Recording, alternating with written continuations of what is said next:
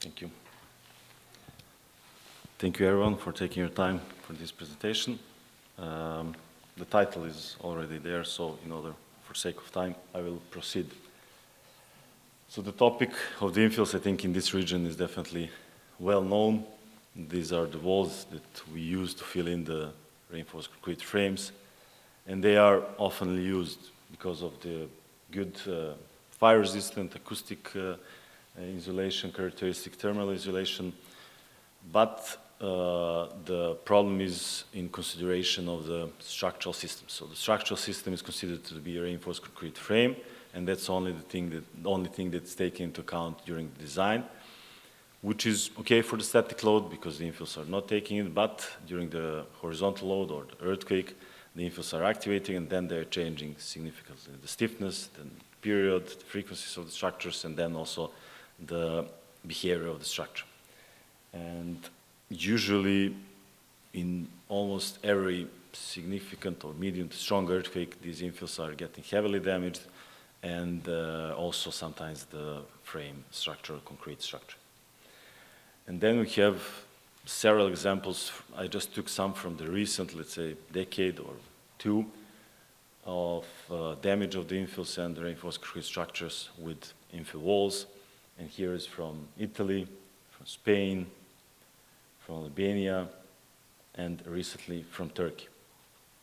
So we, let's say, had that chance, we from the Serbian Association of Earthquake Engineering, to be in Albania, also in Croatia. They're the dominant, let's say, structural types for unreinforced masonry, but also the schools that we visited that have the frame system with infills were also heavily damaged in the infill walls. Turkey was probably the most dominant type of the failure. It was difficult to find the infill that was not damaged. And then this was the strong motivation for us for the last almost a decade of the work in this direction.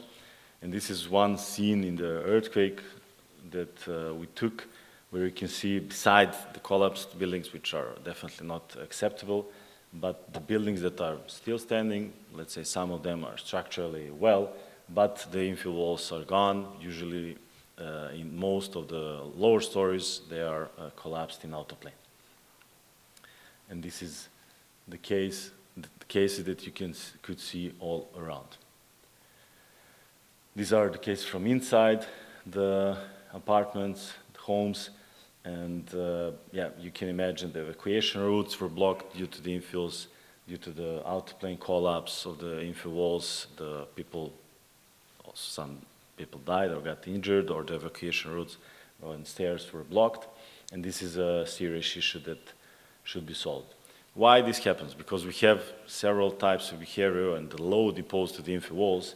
First, the in-plane load that causes the in-plane damage due to the deflection of the frame, then the out-of-plane due to the acceleration of the frame, and we have also combined because the direction of the earthquake is at some angle to the structure, and then we have combined the in-plane and out-of-plane, which is the main reason causing the out-of-plane collapse of the walls at the lower stories where we have highest drift, lowest out-of-plane, but even a small out-of-plane, when you have damage or loss of contact of the frame in the infill, causes the out-of-plane collapse of the infill walls.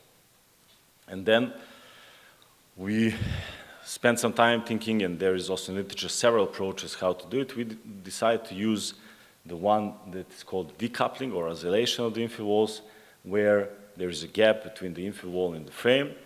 And that's a simple idea that I like to say that the infill wall doesn't know that there is an earthquake or that the frame is deflecting or moving. In that sense, you have to design this gap with enough size to prevent the interaction of the frame and the infill. And of course, then you have to fill in this gap, to close the gap somehow.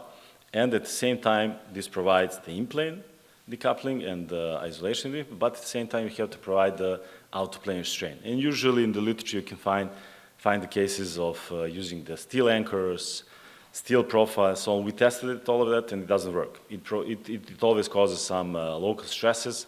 It's also difficult for installation. And then we developed the system where we added simply rubber all around the wall, but we divided it in 3 strips.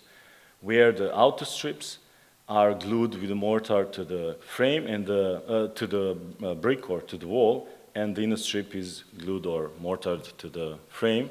And in that sense, there is a shear key, so it provides the out-of-plane restraint, but at the same time, due to the softness of the rubber, it provides the in-plane decoupling. And these are some sketches or details of the system, where you can see these three strips, the outer ones, the inner one, they are separated. They work separately, but in plane they are compressed.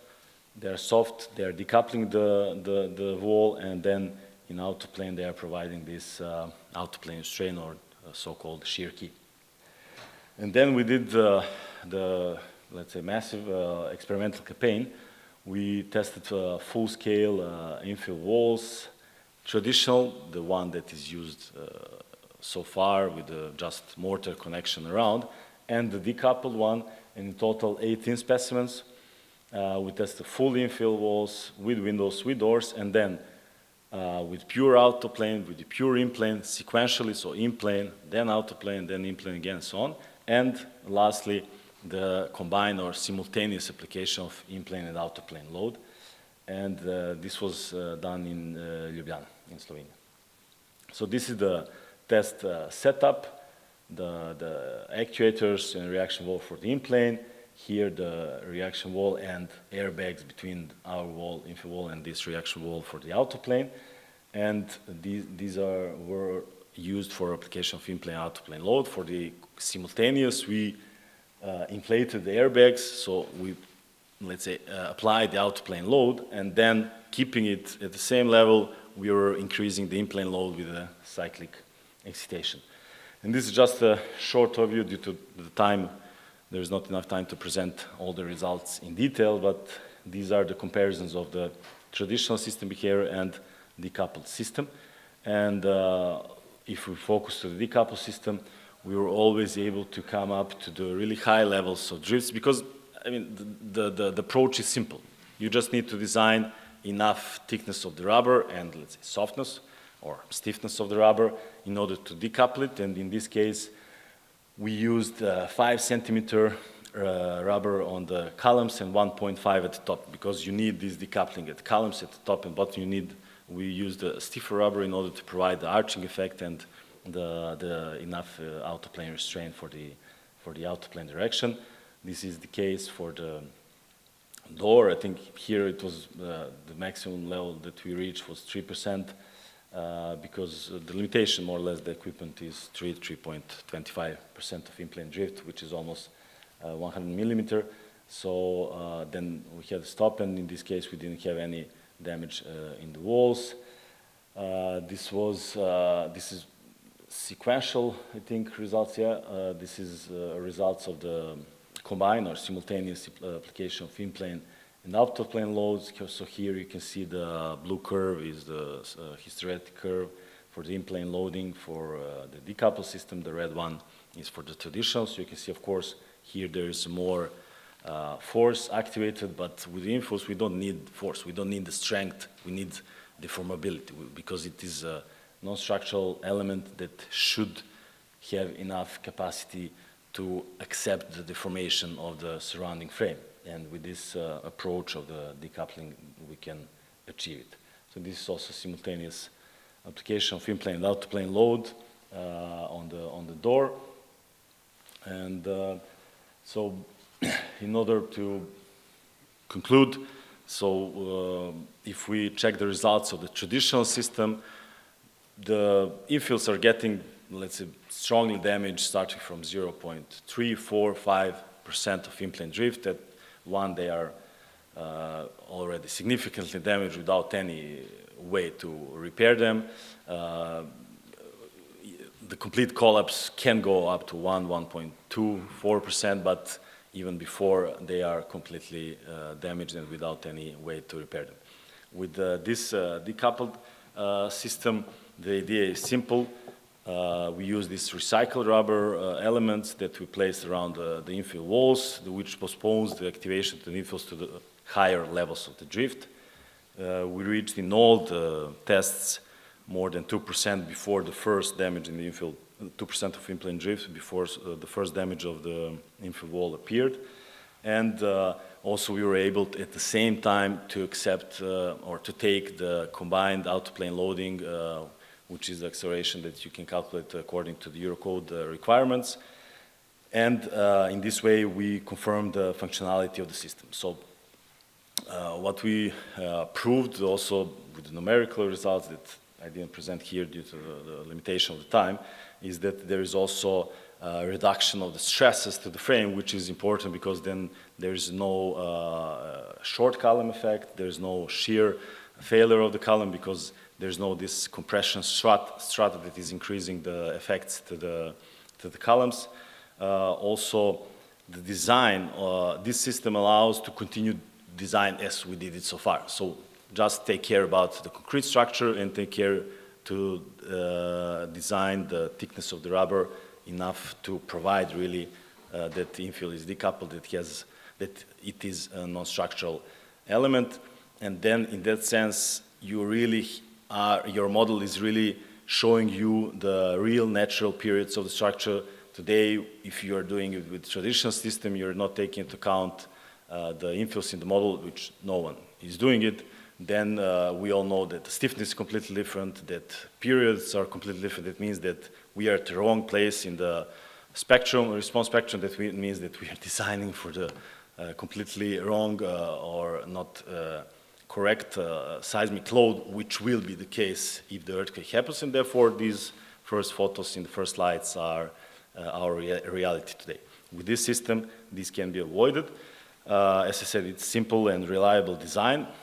Because it's mortared to the bricks and to the frame, it can be applied to all types of the bricks. We also, most of the tests we did with the hollow clay bricks, even with this mother tongue and groove, let's say edges. Also, I think we didn't do the test with ASC, but we are planning to do it, and definitely there we expect even better behavior because it's also flat, it's easier to apply it. And also the system is made of the recycled rubber, which is made from the recycled tires from trucks, cars, buses, and so on. So therefore, it is cheap and affordable to be applied on the site. And just for the end, these first photos that were not, let's say, the focus of the presentation, but I used them from our missions in the recent earthquakes in Albania and Turkey. And I want to thank the Serbian Association of Earthquake Engineering, ETH Zurich, and the American Concrete Institute, and also the persons or names of the persons here that you can read that provided us the opportunity to be on the site after the recent earthquake, especially in Turkey, which is a big lesson for all of us and, let's say, a big database for materials for the next lessons and lectures. Thank you.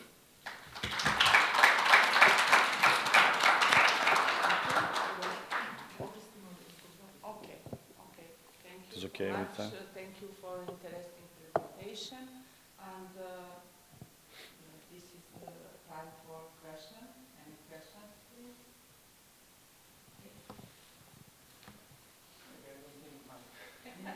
Yeah, I think the room is small enough. Thank you for your presentation. It was very clear and nice. I would like to know what type of binding agent was applied between the rubber and the bricks and rubber and concrete. And if there are any failure mechanisms in this connection. And the second question would be, did you perform any numerical modeling? And if you did, what type of modeling strategy did you use? Yeah. Thank you. Thanks for the question. So first question, we used in most experiments thin layer mortar. So the one that is now getting more and more used also for clay bricks, and ASC is definitely always used with the thin layer mortar, but we did a lot of tests that I didn't show here, the small specimen test, because this connection was our focus, because in order to provide this out-of-plane connection, we had to provide enough shear capacity or shear load capacity to this connection, and we did a lot of tests with also regular mortar, and there we also have enough capacity, more than enough to take this autoplane load that can be imposed to the wall, so both mortars can be applied. We are also now, due to the cooperation with the brick industry, they also asked us to do the connection with this Dryfix, so with this foam that they are using also for the bricks, not so much, but for them it's interesting also to check this. Why is this possible? So for the sides, I was not going into details, but for the sides we use the rubber which is softer. And this rubber is made, as I said, from the shredded rubbers, so from the particles, and it is kind of porous. And this mortar perfectly penetrates in this rubber. And of course, the connection to the concrete is the same as you do it today or to the brick, so that's not an issue. And the type of the failure was even in some cases the brick, or in the small specimen tests, so it was really difficult to have really delamination in this because of this good penetration. At the top and bottom we use the stiffer rubber, which is more dense and more smooth surface. It's not so porous, let's say, or as on the sides. And there we added one good feature. We added a fleece. Fleece, it's kind of material like for the chairs or something like that. Textile, kind of textile, which is really cheap. And this company, when they are producing the strips, they are, let's say, casting or molding the strips on this fleece. So this connection is really impossible to be delaminated. And then this fleece, also the mortar penetrates really well to this fleece and then also connects good to the concrete or to the bricks. And the second question, yes, we did a lot of numerical results. We did micromodels and macromodels. Micromodels in Abacus. There are a couple of publications. We are now also doing this massive campaign, or more or less finishing, I hope, until the end of the year with the simulations, and then with the parametric study, and then with this simple design concept, and I hope next year we will publish it. And we are at the same time working in the OpenSys for the macro model. So in Abacus, you can do one frame and wall, so you cannot do the building because it's a 3D, really detailed model with all the features. But in order to lift it to the building model, we had to move to OpenSys, and it's so far progressing quite good. Several good models have been developed in the literature in the last 5-6 years, and also that can take this combined in-plane and out-plane loading. And then decoupling is easy to add. It's more or less springs that have this hyperelastic behavior of our rubber, and this is more or less already existing in all the software. So this macro modeling is not a big issue. Thanks. Thank you. We don't have any time for next question. Thank you. Thank you.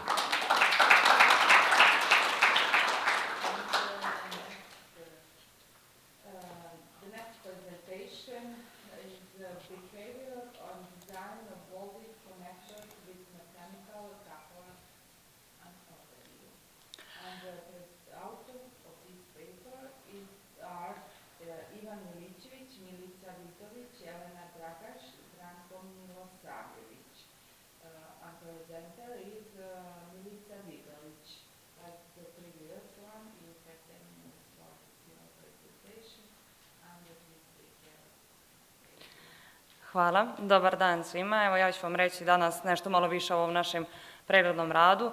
Poznato je svima da je građevinska industrija jedan od osnovnih stubova razvoja svakog društva, ali da je to istovremeno industrija koja dosta negativno utiče na našu životnu sredinu. Velika količina neobnovljivih prirodnih materijala se koristi pri proizvodnji građevinskih elemenata i svi ti materijali ostaju zarobljeni unutar konstrukcije do kraja njenog životnog vijeka. Tako da je neophodno pronaći rješenja koja će doprinijeti poboljšanju karakteristika građevinske industrije u svjetlu održivog razvoja, odnosno ispoštovati osnovne postulate cirkularne ekonomije, to jest ponovo upotrijebiti ili iskoristiti dio konstrukcije, njen element ili sam materijal. Jedno od rješenja koje koje može da se primjeni ovde u građevinskoj industriji je svakako primjena spregnutih konstrukcija, odnosno spregnutih konstrukcija u smislu čelika i betona, kao i upotreba prefabrikovanih betonskih elemenata. Međutim, neophodno je imati kvalitetnu i dobro isprojektovanu demontažnu vezu, odnosno vezu koja će dozvoliti demontažu i ponovnu upotrebu svih elemenata, kako čeličnih, tako i betonskih. Pa jedno od tip spojnog sredstva koje bi mogla da doprinese, odnosno da odgovori na ove zahtjeve, je svakako nova vrsta spojnih sredstava koja se pojavila u posljednjih par godina na tržištu, a to su mehaničke spojnice, odnosno kapleri. Sama spojnica se sastoji od 3 elementa kaplera koji je ubetoniran i ankerovan kasnije u beton ili nekim drugim zavrtnjem ili armaturom. Treći element ove veze je svakako spoljni zavrtanj koji omogućava konekciju između betonskog i čeličnog elementa. Pa šta je to prednost ovakve demontažne veze odnosno demontažnog spoljnog sredstva u odnosu na ona koja već postoji na tržištu? Svakako je to što su nakon demontaže, odnosno nakon uklanjanja ovog spoljašnjeg zavrtnja, lako je odvojiti čeličnu konstrukciju od betonske i sam beton ostaje ravan i pogodan za ponovnu upotrebu. Takođe, ukoliko se kapler ankeruje armaturnom šipkom, njenim pravilnim oblikovanjem moguće izbjeći određene tipove loma koji se javljaju u ovakvim konstrukcijama. Sama ideja ovih spojnih sredstava je da se veza projektuje tako da najslabija karika bude ovaj spoljašnji zavrtanj, odnosno da do loma dođe po njemu. Međutim, nedostatak za veću primjenu ovog tipa spojnih sredstava je to što ne postoji važeća zakonska regulativa, odnosno propisi koji bi dali izraze kojima se može proračunati nosivost ovih spojnih sredstava. U posljednjih nekoliko godina pojavilo se par istraživačkih grupa koje se bavile eksperimentalnim ispitivanjem ponašanja ovakvih veza. Jedna od njih je grupa kolega iz Holandije koji su ispitivali tip veze gdje je kapler usidren drugim zavrtnjem, a isto tako dispoziciju imali su i kolege iz Kine. Naša istraživačka grupa u Beogradu je ispitivala ponašanje konektora u slučaju kada je kapler ankerovan armaturnom šipkom. Ono što može da se zaključi iz njihovih eksperimentalnih ispitivanja do sada je da se u većini slučajeva, kada je eksperiment uzorak opterećen čistim smicanjem, došao do loma po spoljašnjem zavrtnju. Međutim, ukoliko se varira blizina ivice betona, odnosno ukoliko je spojno sredstvo postavljeno blizu ivice betonskog elementa, može se desiti da u vezi dođe i do loma samog betonskog elementa. Tako da su kolege iz Beograda nakon detaljnih i opsežnih eksperimentalnih ispitivanja dali jedan izraz koji opisuje ponašanje samog betona u slučaju čistog smicanja, odnosno daje nosivost ove veze. Pored toga, izvršen je i pregled postojeće i dostupne propisa koji daju izraze za proračun nosivosti. Ne postoji tačan standard, postoje određene smjernice poput ovog EOTA dokumenta i na osnovu izraza koji se tamo mogu naći, u slučaju kada su ova spojna sredstva izložena dejstvu čistog zatezanja, do loma će doći, odnosno lom zavisi od nosivosti najslabije karike u vezi. To može da bude spoljašnji zavrtanj, kapler ili armatura. Najčešće je armatura najslabija karika u vezi. U slučajevima kada su ovakva spojna sredstva izložena dejstvu čistog smicanja, dolazi do loma ili po spoljašnjem zavrtnju ili po betonu, što je i pokazano u eksperimentima na prethodnom slajdu. Svi izrazi koji su dati ovde ovim smjernicama se zasnivaju na karakterističnim vrijednostima, tako da bi mogle da budu određene proračunske vrijednosti, parcijalni koeficijenti sigurnosti su usvojeni prema Evrokodu 2, odnosno važećem standardu. Nakon pregleda ove literature i nakon pregleda eksperimentalnih ispitivanja izvršena je uporedna analiza, odnosno poređenje nosivosti koja je dobijena eksperimentom i one nosivosti koja se dobija iz propisa.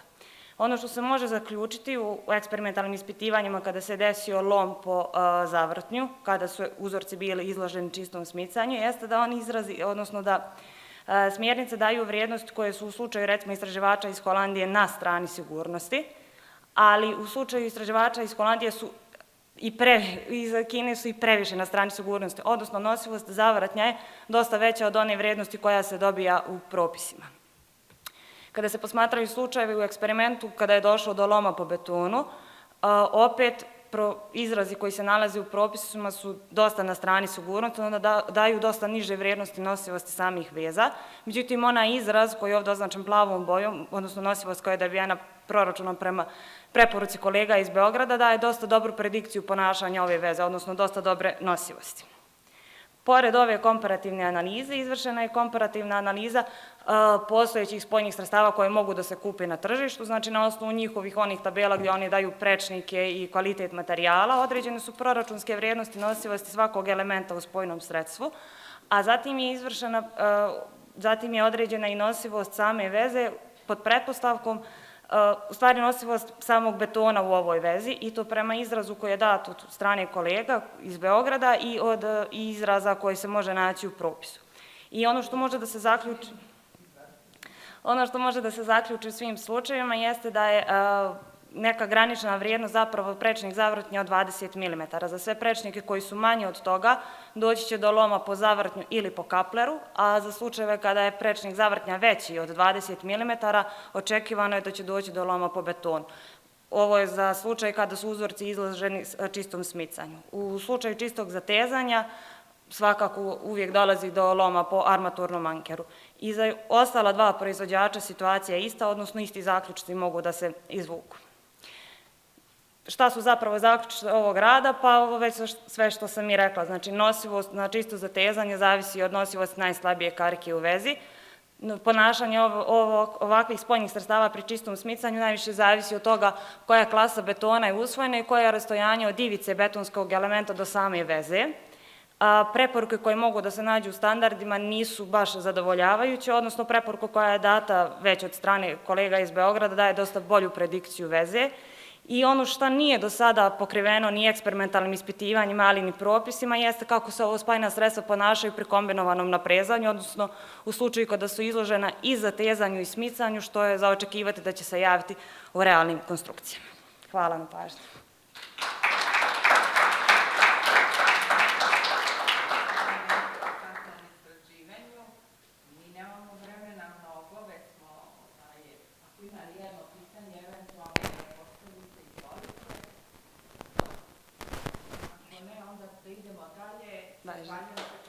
Hvala.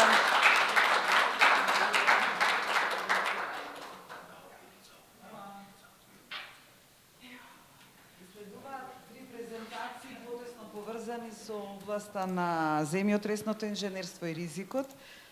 Ако добро видов, следната презентација ни доаѓа од три докторанти, Лиса Јусуфи, Леар Таравари и Боријан Петрески, сите тројца на нашиот универзитет, двајца во ИЗИС, еден на Градежниот факултет. Интересна тема: Investigating the Probabilistic Seismic Risk Assessment Principles through a Typical Case Study. 10 минути важи за вас. Hvala mnogo. So my name is Lisa Yusufi and I'm a PhD student in ISIS. I'm going to present something about seismic risk assessment principles. I will start with an acknowledgement. My colleagues and I were lucky enough to be part of an intensive course on performance-based earthquake engineering in Pavia, organized by Professor Gerard O'Reilly.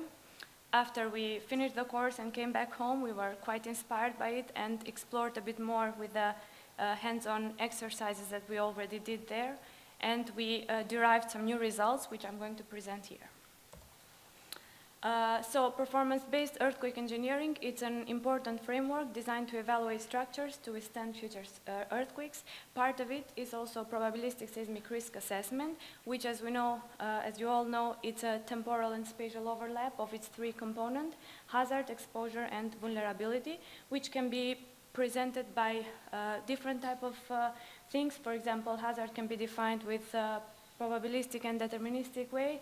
Exposure can be one asset or a portfolio of buildings, and vulnerability is a connection of hazard and exposure and can be defined as fragility or vulnerability curves. So here I'm going to present a bit of this, of some of the key components of these three parts. So the case study that is considered, or the exposure, which represents actually the building that it is the exposure part of the risk assessment. It's a reinforced concrete building designed with Eurocode 8. It is symmetric in both plan and elevation, and therefore only one moment resisting frame is further analyzed. It is modeled and analyzed in OpenSea SPI. From the model analysis, we had a first period of 0.76 seconds, and from pushover analysis, we have a displacement ductility of 4.31. So I'm not going to elaborate further on this stuff because our main focus is going to be the multiple stripe analysis that we are going to use to derive the fragility function and later on the expected losses. Multiple stripe analysis is a nonlinear dynamic analysis, same as IDA and cloud analysis. It is represented by multiple stripes, which represent multiple intensity measures for each stripe. Several ground motions should be selected. These ground motions should be hazard consistent. They can be original ground motion or also can be scaled ground motions. The results usually are presented, not usually, but I think always are presented in terms of an engineering demand parameter that shows the structural response. That can be peak story drift, interstory drift, peak story acceleration, etc. And intensity measure, which can be PGA, PGV, average SA, etc. The multiple stripe analysis, it is a very useful way and a very commonly used way to derive IM or EDP-based fragility curves. So before doing an MSA, first the thing we need to select the ground motion intensity levels. Here, to demonstrate the effect of the site hazard, 3 different sites are considered: Lisbon, L'Aquila, and Izmir. These 3 sites are selected because of their 3 very different seismic hazard. The hazard curves are presented here on this slide for a probability of exceedance in 50 years. And also to demonstrate the effect of the IM, the intensity measure, 2 IMs are considered. The spectral pseudo-acceleration of the elastic fundamental period, SAT1, which further on I'm going to refer to only spectral acceleration, and the average spectral acceleration or average SA. The multiple stripe analysis is done with OpenSys-Pi. That's why the process of the analysis was very smooth and very fast. It is done, as I already mentioned, for 2 different IMs, which represent the ground motion. 2 different EDPs are considered, peak story drift and peak floor acceleration. This will represent the structural response. There are 10 stripes corresponding to 10 return periods also considered, and 40 ground motions for each stripe are selected. The selection of ground motion is done entirely by the team in Pavia, and the chosen ground motion were also checked for consistency before they were given to us to use. A collapse threshold of 5% drift is chosen randomly, and the results are presented here in this slide for the 3 sites and for the two IMs and for the 2 EDPs. Also, to have a more visual representation, the mean and the 16th and 84th fractile curves are also plotted, and also the table of the collapse cases. A very common trend, but also that can be seen here is that as the seismic hazard increases, the number of collapse cases also increases for both IMs. And another trend is that as the intensity measure level increases, the values of PFA and PSD also increase significantly. Another important thing that we considered is the okay, here also the standard deviation is quite an important feature that shows the effectivity of the chosen IM, and here are plotted the dispersion or standard deviation for both EDPs. In the first column we have when the EDP is the peak story drift. As we can see here, the values of the dispersion are quite low for lower return periods, and as the return period increases, the dispersion tends to go higher, which is a very expectable trend. And also for SAT1, we can see that we have lower dispersion values than for average SA, and this is but only for peak story drift, and this is because our structure is first mode dominated, and we know from previous study that first mode dominated structures are better correlate with SAT1 as an chosen IM. For average SA, both sites have more. For average SA, both IMs have more similar dispersions, and they tend to be lower than for PSD. Next, using the data from the MSA for average SA and SAT1, we have plotted the fragility curves and also the dispersion values for the fragility curves in the plot below. We can see that the fragility curves are derived not only for 5% drift, which is the collapse case, also for 0.5 and 2%. We can see that for 0.5% fragility curves, the dispersion is much lower, and this is because the structure is assumed to behave linearly at this state. But as the non-linearity in the structure increases, also the dispersion value increases.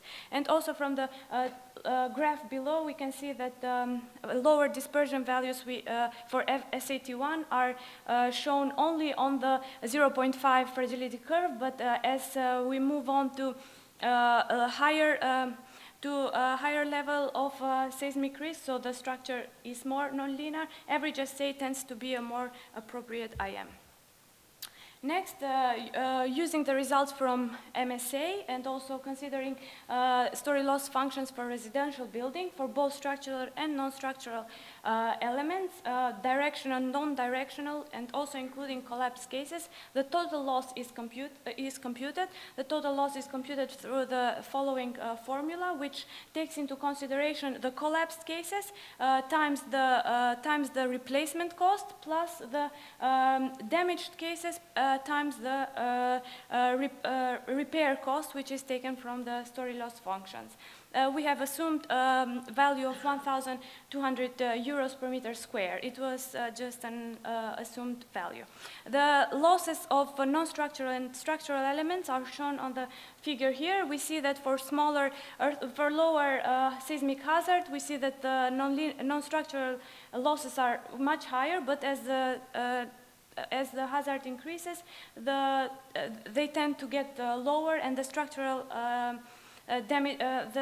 losses tend to get much higher. And we see with purple for Izmir, for example, the structural losses are much higher than for the other sites. And then knowing the total losses, and we can plot the vulnerability function, which represents the estimate of the expected mean loss for a particular building in a given shaking scenario, and then also considering the hazard curve that we had for a probability of exceedance in 50 years, if we convert that into a mean annual frequency of exceedance, and also taking into consideration the delivered vulnerability function, we can compute the expected annual losses, which is shown in the picture on the corner, and it is plotted against the mean annual frequency of exceedance. The area computed below these curves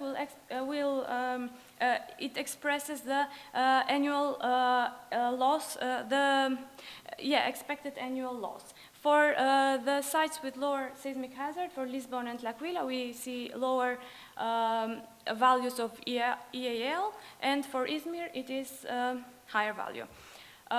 In conclusion, the results show that the structure is first mode dominated, and as expected, SAT1 is a better indicator of structural response, especially when the structure responds to the linear range. This is more evident when the structure response is described through PSD, of course, whereas for the response described through PFA, both average SA and SAT1 are equally efficient. Regarding the loss estimation, non-structural element damage tends to be the main contributor in the total loss, especially at lower return periods, while structural element damage tends to increase with the increase of the return period. The IM-based fragility function based on the are well matched for all three sites, and as the structure behaves more non-linearly, average SA function shows lower dispersion, hence is more efficient IM of the structural response. Thank you very much. Lisa, thank you for very smoothly presented. Obviously, a lot of work done, and also showing that you have go really to inside of this very complicated procedure, starting from the just dynamic characteristics of the structure and finishing with estimation of losses. Again, very short question maybe. Yes. Very short. Thank you very much. It was really nice to hear all the presentation. I think that there are a lot of work that is not presented here. Yes. Because for this result there should be more work, but I want just to ask shortly, how was this 5%, 2%, 0.5% selected, and why these values? Yeah, so 5% they were selected randomly just to have like something to compare in between. So first of all was selected as 5% for collapse, and then the other two came. 5% is chosen as collapse. Yeah, 5% of peak story drift. Yeah. For the other are Yeah, some- just some random. damages. Yeah, so that we have something to compare. Just a school example, as you said, so all the procedures Yeah. done and now it's much clearer. If no other questions, thank you, Lisa, again. Thank you very much.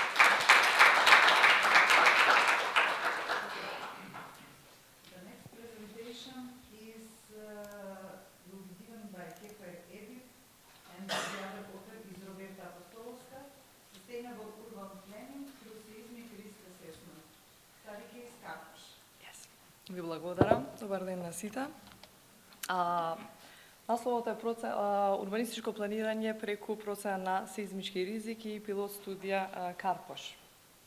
Предмет на ова истражување е процена на сеизмичкиот ризик во постоечките урбани средини, како и дефинирање на урбанистичките параметри кои влијаат на сеизмичкиот ризик и одредување на насоки и мерки за подобрување, односно намалување на сеизмичкиот ризик кои што можат да бидат применливи од страна на урбанистите. Овде е направена процена на сеизмички ризик на пилот студија Карпош. Првиот план е намена на земјиште за градот Скопје од генералниот урбанистички план. И тоа покажува дека имаме голем број на градови кои што се развиени во сеизмички региони и колку фактички урбанистите можат да влијаат на сеизмичкиот ризик. Целите на одржливиот развој, главната цел е креирање на животни средини кои што се безбедни од природни катастрофи и во контекст на сеизмички ризик адекватната примена на сеизмичките правилници е од суштинско значење, но градовите се состојат од објекти изградени во различни периоди. Во втората мапа можеме да го видиме сеизмичкиот хазард на град Скопје. И градовите се состојат од различни објекти изградени во различни периоди и како пример е земена пилот студија од општина Карпош и направена е процена на сеизмички ризик. Општина Карпош како територија е развиена во 1950-тите години, со тоа што градот се проширил кон западната страна на градот и може да се види дека пилот студијата исто така постоело и пред земјотресот. Во тој период биле изградени голем број на објекти кои биле со стандардна зидана градба, со висина од 3 до 5 ката и кои претрпеле големи оштетување во земјотресот од 1963 година. На десната страна на мапата можеме да видиме голем дел на објекти кои што, односно територии кои што биле оштетени и територијата на пилот студијата. Што представува сеизмичкиот ризик? Тоа е комбинација на различните компоненти кои што се меѓусебно зависни, хазард, односно самиот земјотрес, изложеност во изградена животна средина, тоа се објектите, луѓето, економијата, инфраструктурата и повредливост, колку овие изложените ентитети се склони да бидат повредени, односно да покажат оштетување или загуби кога се изложени на определен хазард, односно сеизмички хазард во овој случај. За пилот студијата, сеизмичкиот хазард беше дефиниран со примена на веројатносен пристап и податоците се базираат на европскиот сеизмички модел на ризик и хазард од 2020 година. Како интензитет на движење на тло беа земени две различни повратни периоди од 475 и 95 години согласно Еврокод 8, односно за 95 години можно да се појават оштетувања, но не треба да бидат, треба да бидат ограничени оштетувањата, а за 475 години не треба да има рушење, но оштетување може да се случат. Како локални почвени услови беа земени податоци од претходни истражувања направени од ИЗИС. Пилот студијата беше дефинирана во две различни урбанистички сценарија, постојна состојба, лева страна, односно сценарио 1 и сценарио 2 планирана состојба според деталниот урбанистички план. Додека видот на конструкцијата за планираните објекти беше дефинирано според експертско мислење, според градежната пракса која што е во тек во Скопје и согласно модерните сеизмички правилници. Во однос на деталните урбанистички планови постојат некои недоречености од аспект на тоа дали планираните објекти се мисли да бидат рушени па изградени одново или постоечките објекти да бидат надградени и доградени. Во овој случај ние одлучивме 50% од објектите кои што се од стара градба, односно неповолни од сеизмички аспект, да бидат рушени и да бидат одново изградени. Ако го анализираме градежниот фонд од аспект на година на изградувач, можеме да поделиме три групи, односно објекти изградени пред 1964 година, пред да постојат воопшто сеизмички правилници. Во сценарио 1 гледаме дека доминираат тие објекти без примена на сеизмички правилници. Потоа имаме втора група кои што се од 1964 до 1981 година согласно првичниот сеизмички правилник и објекти изградени според модерниот сеизмички правилник од 1981 година. Во сценарио 2 го зголемуваме бројот на објекти кои што се изградени согласно сеизмичкиот правилник од 1981 година. Според типологија на конструкции, овде е покажана поедноставена таксономија, класификација на објектите, односно ЦР означува армино-бетонски конструкции, МЦФ се зидани конструкции со армино-бетонски серклажи и МУР означува односно зидани конструкции без примена на армино-бетонски елементи. Согласно висината на објектите, во првото сценарио доминираат обично ниските објекти кои што се со зидана конструкција без примена на армино-бетонски елементи, додека во сценарио 2 во висината доминираат средно високите објекти, патем ниски објекти се од 1 до 3 ката, средно високи се од 4 до 7 и високите објекти се над 8 ката, во што во случајов ние имаме само неколку објекти кои што се над 12 ката. За одредување на моделот на повредливост беа избрани готовите криви на повредливост од Европскиот модел за сеизмички ризик од 2020 година. Овие криви на повредливост ги дефинираат објектите кои што се присутни во Европскиот градежен фонд, кои што се слични со градежниот фонд што го имаме во пилот студијата, со тоа што имаме разлика во објектите каде што има мешани, односно комбинирани конструкции, бидејќи поаѓајќи од праксата на додавање на дополнителни површини со доградби и надградби. Овде дефиниравме две групи, каде што во првата група под А се каде овие доградби и надградби се прават со дилатациони фуги и каде што доградбите или надградбите се прават без примена на дилатациони фуги. За нив беа избрани, значи каде што имаме две различни конструкции, избрани се по две криви на повредливост, додека ако се прави директно без примена на дилатациона фуга, тогаш е избран само една крива на повредливост. Процената на сеизмичкиот ризик го направивме со примена на програмот OpenQuake Engine, кој што е поддржано од глобален земјотресен модел. Овде е прикажан калкулаторот за веројатносен пристап на анализа на сеизмички ризик.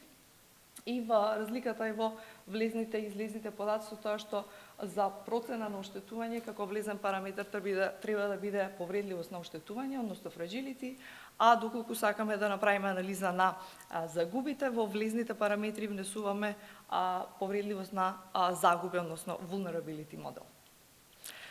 И дел од резултатите, тука сме прикажале просечен број на конструкции во сите нива на оштетување. Нива на оштетување се лесно, умерено, значително и рушење. За сценарио 1 и 2, споредено за различните периоди на повратните периоди. Значи, во повратен период од 475 години на ниво лесно оштетување гледаме поголеми оштетувања и во двете сценарија, додека другите нива на оштетување се нешто слични.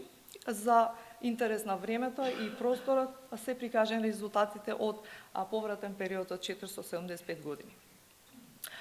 Тука е подетално дефинирана таксономијата која што е применета во истражувањето. Значи имаме објекти кои што се со зидана конструкција, дефиниран е материјалот на конструктивниот систем кој што е отпорен на хоризонтални сили, ниво на дуктилност и сеизмичкиот правилник кој што е применет. Од резултатите за лесно оштетување можеме да видиме дека најголеми оштетувања во сценарио 1 покажуваат објектите кои што се со конструкција од зидана конструкција без примена на армино-бетонски елементи и исто така немаат, односно не се дуктилни. Во второто сценарио, нивниот број се намалува и се намалуваат автоматски и оштетувањата. Овде гледаме мапирање на оштетувањата за двете сценарија за ниво на оштетување лесно. Можеме да видиме дека во сценарио 2 веќе се намалува бројот на објекти кои што се оштетени, додека од аспект на урбанистичко планирање можеме да видиме како се поставени објектите и дека тие меѓусебно ќе имаат ефект, односно ќе влијаат доколку пример имаме објект кој што ќе биде повеќе оштетен, постои објект кој што нема да биде оштетен, секако поради поставеноста ќе имаат меѓусебно влијание. И преглед на урбанистичките параметри од аспект на сеизмички ризик можеме да ги дефинираме во две нивоа, односно урбанистички параметри кои со нумерички податоци го контролираат изградената животна средина. Да. Така да имаме површина на изграденост, процент на искористеност и така натаму, но овие се нумерички аспект, додека втората група се кои физички го дефинираат изградениот простор и кои се ефектите, односно сеизмичките аспекти на овие дефинирани урбанистички параметри. Значи, тука пред се доаѓа обликот на основата на објектите, намена на објектите и на градежната парцела, посебно кога имаме мешани намени, може да се појави мек кат, висините на објектите од аспект на појавување на нерегуларности по вертикала и позиционирање на објектите во контекст на урбан блок, значи ефектот на меѓусебно удирање на објектите.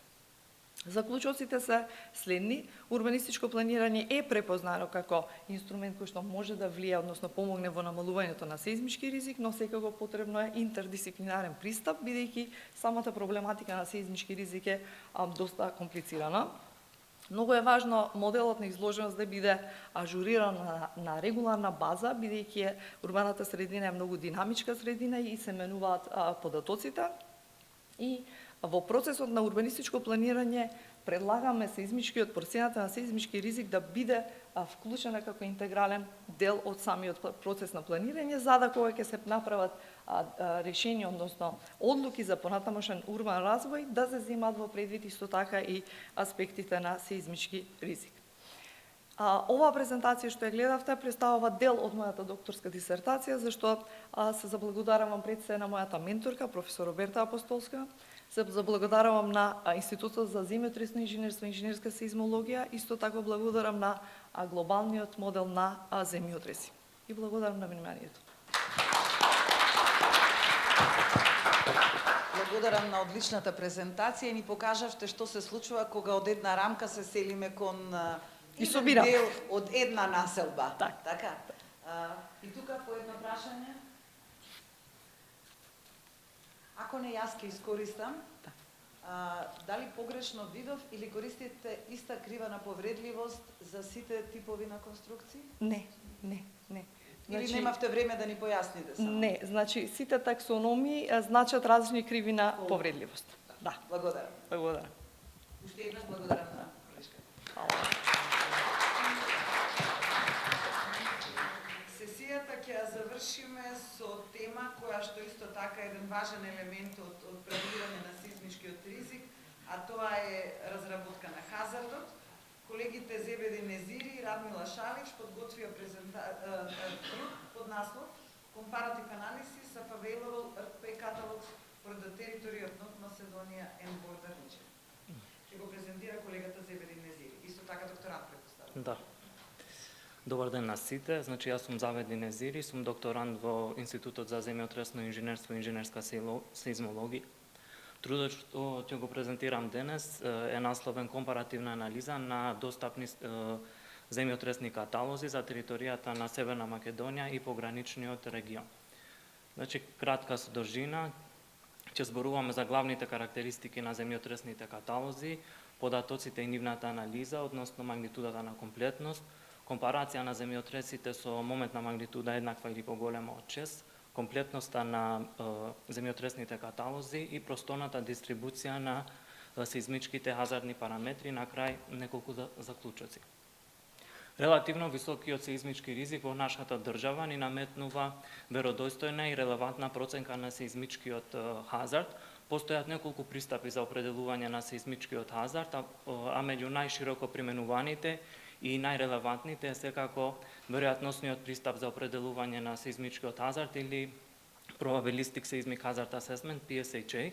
Уште во првите два чекора на овој пристап се бара дефинирање на сеизмичките извори и параметрите на повторливост, а меѓу другото се бара и анализа на достапните сеизмолошки податоци, односно податоци од случајните земјотреси. Примарната цел на овој труд беше да се истражува веродостојноста на достапните сеизмолошки бази, односно достапни земјотресни каталози.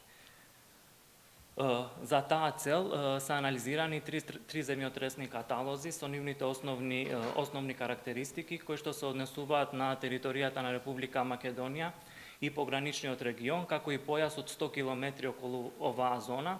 Тие три земјотресни каталози се националниот каталог од Сеизмолошка обсерваторија, каталогот од Бишап каталогот, кој што е продукт на проектот Бишап 2, и на крај каталогот на проектот SHM20 European Seismic Hazard Model 2020.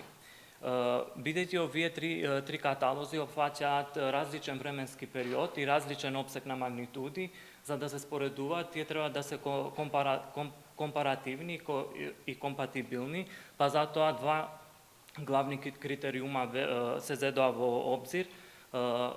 Значи, времетрајање на земјотресниот каталог да биде од 1900 до 2012 година и момент на магнитуда еднаква или поголема од 4. Треба исто така да се истакне дека овие земјотресни каталози се декластерирани, што значи дека ги содржат само главните настани и дополнителните и претходните земјотреси се отстранети. Во табелата може да се видат главните карактеристики на овие земјотресни каталози, што се однесува на бројот на настани, почетниот датум, крајниот датум, моментната магнитуда, магнитудата на комплетност и Б вредноста на Гутенберг-Рихтер релацијата. Прикажани, значи, се земјотресните каталози, односно просторната распределба на земјотресите за сите три земјотреси, како и одредувањето на магнитудата на комплетност, која што ни представува магнитуда над која вредност со веродостојност може да се каже дека сите настани се евидентирани, а определена од графиконот на распределба на магнитуда фреквенција на настаните. Исто така прикажани се и хистограмски анализи што се однесува на магнитудата, на бројот на земјотреси, како и длабочината на земјотресите и временски анализи. За полесно споредување на хистограмските анализи, тие се споени заедно за сите три земјотресни каталози. Од хистограмот на магнитуда може да се види дека каталогот на Бишап има има во магнитуди од ранг 4 до 4,5 и 6 до 6,5 помалку настани во споредба со другите два каталога. Што се однесува на каталогот на длабочина, може исто така да се воочи дека претежно сите земјотреси се релативно плитки, нивната длабочина се движи од 0 до 10 км, со исклучок на националниот каталог од Сеизмолошка обсерваторија, каде што поголем број на земјотреси има длабочина која што се движи од 10 до 20 км. Што се однесува на бројот на настани, каталогот на Бишап во секој временски опсек е побогат со настани, додека каталогот на SHM20 е каталог кој што има најмалку број на настани. Исто така мапирани се и анализирани се земјотресите кои што имаат момент на магнитуда еднаква или поголема од 6 за сите три земјотресни каталози. Националниот каталог од Сеизмолошка обсерваторија има 17 вакви настани, каталогот на Бишап 18, додека каталогот на SHM20 има 21 земјотрес со момент на магнитуда еднаква или поголема од 20. Може да се воочи дека 11 од овие земјотреси се совпаѓа, значи и локацијски и со магнитуда. Имаме неколку отстапувања, било тоа да се локацијски или пак отстапување на моментната магнитуда. Од во табелата се компарирани, значи споредувани се овие земјотреси, каде што како референтен е земен каталогот на SHM20 и ова компарација е изразена со отстапување на момент на магнитуда и отстапување на локацијата на земјотресите, каде што отстапувањето на локацијата е изразено како епицентрално отстапување, тоест растојание. Тие се забележани со црвена боја, додека со зелена боја се забележани земјотресите, кои што како такви се присутни само во каталогот на СХМ-20, ги нема во другите два каталога, а со жолто е прикажан земјотресот, кој што во каталогот на СХМ-20 има епицентрално отстапување од 54 километри во однос на истиот земјотрес во другите два каталога. Тоа е добро познатиот земјотрес од Пехчево и Кресна, кој што се случил во 1904 година. За еден каталог да се смета дека комплетен, потребно е да се регистрирани сите настани над одреден ранг на магнитуда. Одлучено е да се оди со поедноставната проценка на предложена од Муларгија, на проценка на комплетноста на магнитудата, на одредување на комплетноста на каталозите, со која што ја користиме визуелна проценка на графиконот на кумулативниот број на настани и време на случување на настаните. Најдосната или најновата промена на наклонот на кривата ни представува година, односно време, кога еден каталог станува комплетен. Во табелата се дадени време на комплетноста на каталозите за различни рангови на магнитудата. Може да се воочи дека комплетноста на каталогот на Бишап и националниот каталог од Сеизмолошка обсерваторија се компарабилни, значи се движат во слични временски рамки, додека каталогот на СХМ-20 има отстапување, значи особено во рангот на магнитуда 4 до 4,5 и 4,5 до 5, комплетноста на овој каталог е доста подоцна во однос на другите два каталога. Анализирани, односно определувани се исто така средните вредности на параметрите на сеизмичкиот хазард, а тие се Б вредноста на Гутенберг-Рихтер релацијата, регионалната максимална магнитуда, како и ланда, која што ни представува годишна фреквенција на земјотресите или пак средна стапка на активност. Овие параметри се определени за сите три земјотресни каталози и исти тие параметри се мапирани со цел да се споредуваат и анализираат. Може да се воочи дека каталогот на СХМ-20 дава некако повисоки вредности на годишната фреквенција на активност, која што може да се должи на поголемиот број на земјотреси кои што имаат момент на магнитуда еднаква или поголема од 5,5. Б вредноста и во трите земјотресни каталози се движи од 1 до 1,5, додека проценетата максимална регионална магнитуда претежно во целата територија на државата се движи во рамките 6 до 7 и имаме исто така во источниот дел, особено во каталогот на Бишап и националниот каталог од Сеизмолошка обсерваторија, каде што покажува максимална регионална магнитуда 7 до 8. Овие параметри на сеизмички хазард исто така се компарирани, споредувани, земене пак како референтен каталогот на СХМ-20 и е направена разлика помеѓу овие сеизмички параметри на каталогот на СХМ-20 во однос на другите два каталога, на Бишап и на националниот каталог на Сеизмолошка обсерваторија. Може да се воочи дека разликите не се големи. Разликата на годишната фреквенција на земјотреси, односно делта ланда, претежно има мали вредности, таа е забележано со бело или светла плава боја. Исто така разликата во Б вредноста на Гутенберг-Рихтер релацијата е слична, значи не се големи отстапувањата, секако дека имаме некои вредности кои што се поголеми од референтните, тоа значи дека Б вредноста на каталогот на СХМ-20 е помала, а тоа уствари значи дека на каталогот на СХМ-20 имаме настани со поголема вредност на моментната магнитуда. Исто така и разликата на регионалната максимална магнитуда, и тука може да се посочат некои скокови, но тоа обично се случува бидејќи во еден каталог на земјотреси, во тој дел нема земјотреси, а во другиот има, па затоа кога се калкулира отстапувањето, се добиваат повисоки вредности. И на крај неколку заклучоци што се однесува на општите карактеристики и основните карактеристики на секој од каталозите, што се однесува на компарацијата на каталозите со момент на магнитуда еднаква или поголема од 6 во однос на отстапувањето на моментна магнитуда, може да се каже дека таа доаѓа од различните формули на конверзија на различни типови на магнитуда, кои што секој земјотресен каталог ги користел за да ја претвори таа магнитуда во моментна магнитуда. Исто така што се однесува за средните вредности на параметрите на средните вредности на сеизмичките азарни параметри, што се однесува на годишната фреквенција на земјотреси, може да се забележавме дека таа покажува повисоки вредности во делот на државата западно, источно и југоисточно, што ни одговара на територијата која што е сеизмички поактивна и исто така на локациите каде што се случувале поголемите земјотреси во претходниот век. Фала ви на вниманието.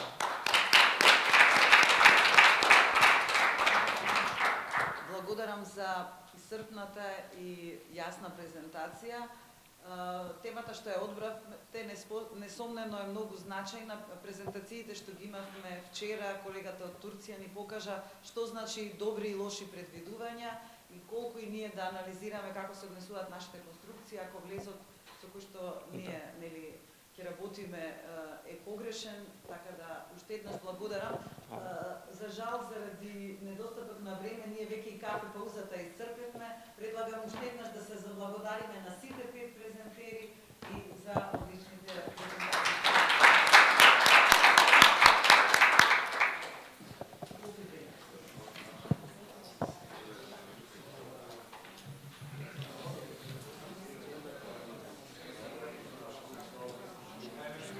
Да, повести.